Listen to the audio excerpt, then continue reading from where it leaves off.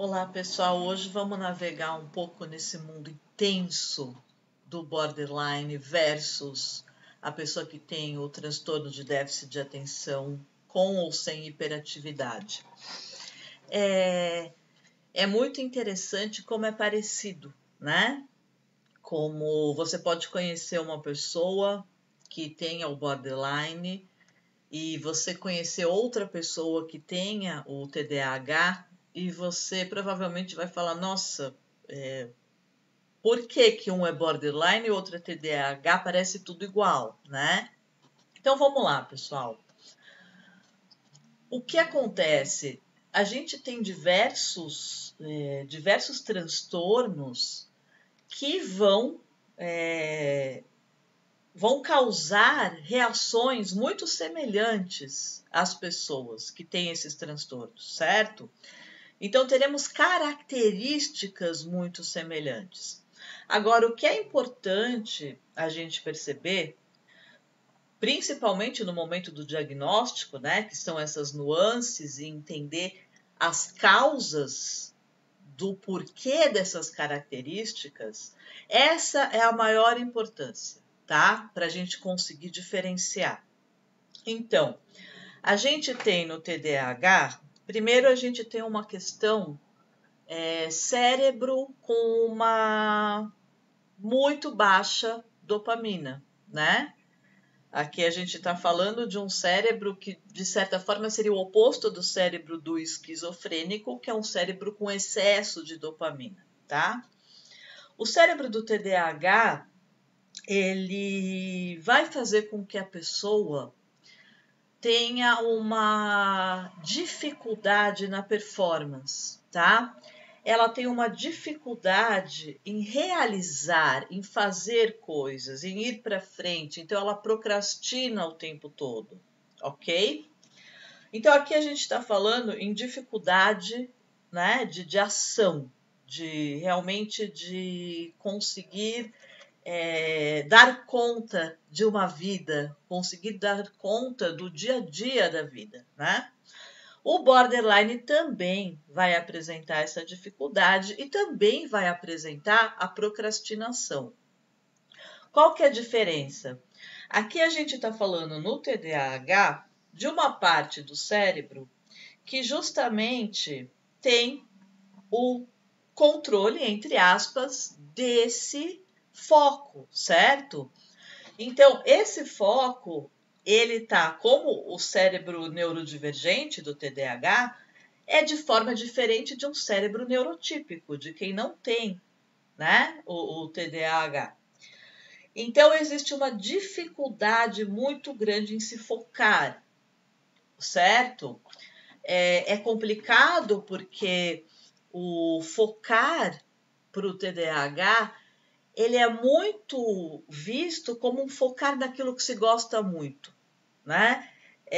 Ter hiperfocos, aquilo que se ama, a pessoa se joga, e aquilo que não é importante para ele, mas que é importante para a nossa sobrevivência do dia a dia, ele tem essa dificuldade. Então, não é preguiça a procrastinação, tá? Não é falta de vontade, é realmente uma dificuldade muito grande. Às vezes de arrumar um quarto, de lavar uma louça, certo? No borderline, a gente tem essa procrastinação porque existe muita dúvida interna. Percebam a diferença. O borderline tem um self muito fluido, tá? Ele tem um self muito fluido. E esse self muito fluido, ao longo da vida do borderline, o borderline vai tentar explorar e trazer coisas para esse self. Ele vai tentando experimentar coisas, certo? Então, ele pode ter também, assim como o TDAH, esse hiperfoco, de repente, por uma matéria, certo? Então, por exemplo, de repente ele acha que ele adora medicina e 2 dias depois ele já não gosta mais de medicina, ok? Mas aqui não é por uma questão do cérebro, uma questão do foco, É uma procrastinação e uma mudança de prazer por causa de um self fluido, ok? Então, vejam, características semelhantes com causas diferentes, ok? Outro ponto que eu acho bem bacana comentar. O TDAH pode ficar obcecado amorosamente por alguém? Com certeza, com certeza. Novamente a gente entra na questão foco, tá? Novamente a gente entra na questão hiperfoco, né? Hiperfocar em alguém que se ama e esquecer todo o resto, né? Parece que o TDAH tem essa dificuldade de conseguir fazer com que esse foco se divida em várias coisas. Então, quando esse foco se prende a algo, esse algo se torna tudo. Então, muitas vezes a obsessão da pessoa com TDAH por outra é porque existe um hiperfoco, certo? Agora, o que a gente não vai ter, né? A gente não vai ter o medo da rejeição, o medo do abandono. Pode até ter, claro que tem pessoas que têm TDAH e vão ter esses medos, mas não é uma condição do transtorno, tá? E se tiver esse medo, não vai ser como o medo do borderline. O borderline ele tem como mecanismo obsessão por outras pessoas para, diferentemente do TDAH, para preencher um vazio. Estar com essas outras pessoas dá ao borderline uma sensação de alívio, de um self mais estruturado, certo? Uma sensação de que ela está mais conectada com ela mesma. Por quê? Porque a identidade do outro vai servir para ela como um mecanismo de conexão, ok? Então, percebam, outra característica muito parecida, mas por questões diferentes também, ok? Impulsividade. O TDAH e o borderline são extremamente impulsivos. E ambos lidam muito mal com críticas, certo? O TDAH, ele tem essa impulsividade, pode ser realmente muito aflorada, certo? Também por uma questão de uma falta, na verdade, eu acredito, de conseguir lidar com as coisas da vida que um cérebro neurotípico já consegue ir se acostumando e lidando com mais facilidade com frustrações e coisas que são necessárias, certo? E que nem sempre são prazerosas. O TDAH, eu acho que ele tem essa necessidade de que tudo seja muito prazeroso o tempo todo e desafiador o tempo todo. E quando vem uma resposta negativa a isso, ele se sente extremamente frustrado e ele pode ter uma impulsividade muito forte. O borderline tem crises de impulsividade o tempo todo. Agora, por quê? Porque ele traz, desde a infância dele, ele traz essa raiva que está muito forte, que está guardada, que está querendo explodir. O borderline é um vulcão por dentro, certo? Essa raiva, ela está ali, ela está fixada nele, tá? Principalmente se ela não estiver sendo trabalhada. Então, alguma coisa, algum gatilho para o borderline que remeta a essa raiva pode fazer com que ele tenha uma impulsividade muito forte. E aqui, diferente do TDAH, que vai ter isso porque ele está recebendo uma resposta de algo que ele não gosta ou de que vai mudar a rotina dele, o borderline ele vai ter isso por uma questão de frustração no sentido de que alguém não está validando ele como pessoa. O borderline precisa dessa validação. Então, essa impulsividade geralmente vem com críticas, separações amorosas, aí realmente é muito forte mesmo, né? Brigas, quando ele tem a sensação, né, de que o outro pode abandoná-lo, de que o outro pode rejeitá-lo, essa impulsividade pode vir também, tá? Então aqui a gente tem, novamente, né, a gente tem essa impulsividade por causa dessa sensação de abandono e raiva que ele traz, ok? O que mais que a gente pode falar assim de semelhança? Compulsões. O cérebro do TDAH é extremamente compulsivo. É um cérebro que, se a pessoa não tomar cuidado, ela vai se viciar em 2 segundos numa comida que ela experimente, num novo prato, sabe? Então é muito complicado. Por isso, o TDAH, ele busca muito a automedicação, né?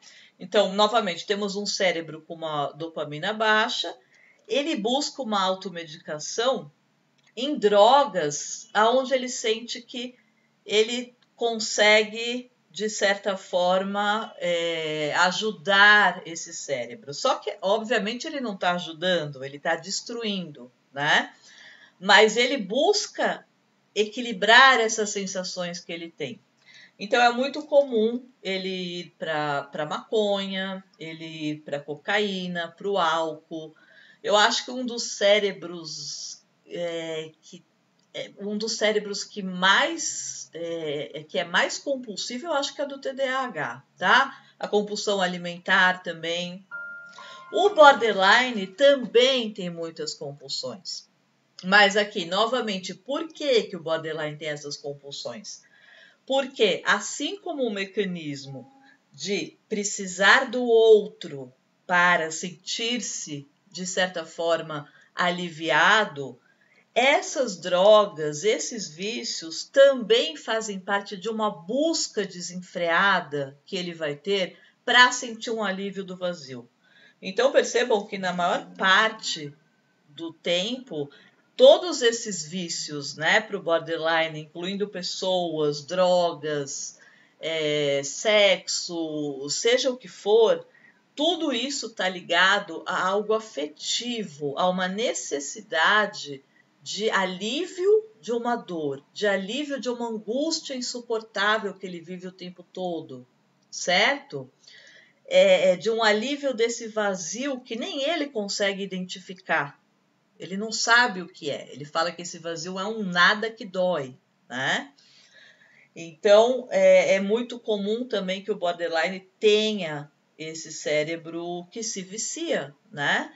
Porque ele está o tempo todo buscando estímulos que ele acredita que sejam estímulos positivos para conseguir também se automedicar e se libertar dessa dor que ele sente, ok?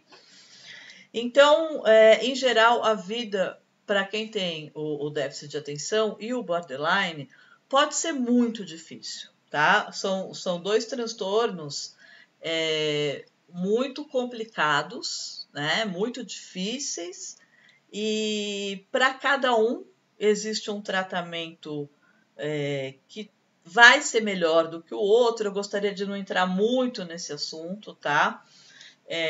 Mas eu acredito sim que para o borderline a psicanálise é ideal, e para a pessoa que tem o déficit de atenção seria mais a linha DCC, né? O comportamental. A gente pode perceber diversas coisas muito semelhantes, né? Então, como a gente falou, frustração, né? Lidar com frustração, obsessão pelo outro, cérebro compulsivo. Existe também no borderline e no TDAH, muitas vezes, uma ansiedade muito grande, tá? Essa ansiedade, para o TDAH, ela vem junto no pacote, né? Muitas vezes, inclusive, depressão, ansiedade, ok? A gente fala que faz parte do kit, né, do TDAH. Aqui a gente está falando de comorbidades, né? Doenças que surgem junto com esses transtornos. E no caso do... E aqui no TDAH, gente, novamente é uma questão química, ok? Cérebro. No caso do borderline, a gente tem, geralmente, e é muito importante isso que eu vou falar agora, a gente tem também a depressão, certo? Que pode vir junto com o quadro. Agora é importante identificar quando é que o borderline está tendo uma depressão borderline, ok? Do quadro borderline, ou quando ele tem uma depressão que vem acompanhada do quadro borderline. Pode ser uma depressão ansiosa, certo? E então, é muito importante essa distinção, até para poder tratar isso, né? A depressão borderline vai vir de algo externo que ele ouça e não consiga se sentir bem, ou ele se sinta rejeitado, ele pode logo entrar em depressão, mas aí logo em seguida ele pode ter uma euforia, porque ele ouviu algo que deixou ele feliz, né? Fez ele se sentir validado, ok, pessoal? Então, também, comorbidades vêm também nesses dois transtornos, e a depressão e a ansiedade são duas comorbidades que se apresentam nos dois transtornos. Então, vejam como, em geral, é muito parecido, né? E por causas totalmente diferentes. É muito importante um diagnóstico extremamente preciso, tá? Porque existem muitos diagnósticos errados, né? E é isso. Vamos tentar entender as nuances, né? Tentar entender por que cada um tem esse comportamento, né? Tão parecido, mas da onde vem isso, né? Da onde surge isso, ok? Eu vou continuar, pessoal, aqui com diversos vídeos dessa série. Vamos falar de todos os transtornos de personalidade, tá? Vamos falar de paranoia, vamos falar, claro, bastante de borderline, como sempre. Vamos falar de transtorno esquizoafetivo, esquizoide. Vamos falar de todos os tipos de transtornos de personalidade, ok? Se vocês quiserem deixar alguma sugestão, eu agradeço. Tá bom, pessoal? Beijo grande. Qualquer dúvida, deixem aqui. Beijo.